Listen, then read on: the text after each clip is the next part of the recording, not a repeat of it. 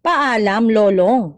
Nagpasalamat ang kapuso star na si Ruru Madrid sa pagtatapos ng kanyang hit serye na Lolong. Aniya, marami siyang natutunan bilang artista habang ginagawa ang proyektong ito.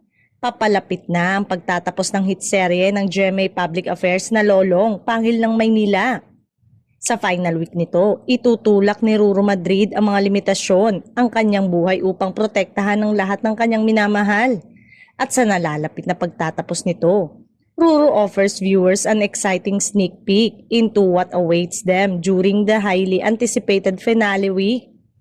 Ayon pa sa primetime action hero, very nostalgic kasi parang bumabalik din yung season 1. May mga eksena kaming ginawa na kung papaano namin shoot nung season 1 na kaming dalawa ni Elsie. Ngayon, nadagdagan na kami. Meron kaming napag-aagrihan na isang eksena na parang never ko pang napapanood yon sa talang buhay ko. Higit pa sa aksyon, ibinahagi ni Ruru ang impluensya ni Lolong sa kanyang personal na buhay. Etong Lolong, yung nagpabago talaga sa buhay ko, hindi lang sa pagiging artista kundi sa pagiging tao.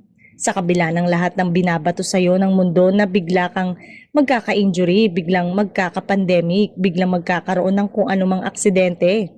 Yun yung mga nagsisilbing lakas sa akin para lalong pagbutihin ang mga ginagawa ko.